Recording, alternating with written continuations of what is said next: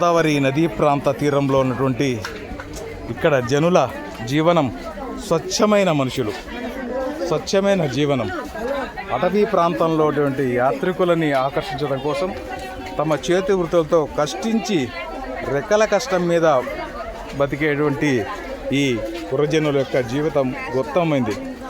మార్కెట్లో మోసాలు చేసుకుంటూ ఎక్కువ ధరలకు అమ్మే మనుషుల కంటే స్వచ్ఛందంగా తమ ప్రాంతంలో దొరికే వస్తువులతోనే ఈ కళావృత్తులు చేసేటువంటి ఈ తల్లుల యొక్క జీవితం ఎంత గొప్పది. ఈ జీవితాల్లో మనమంతా కూడా హైదరాబాద్ మాల్స్లో అయితే రకరకాల రేట్లు పెట్టుకొని కొనేస్తాం.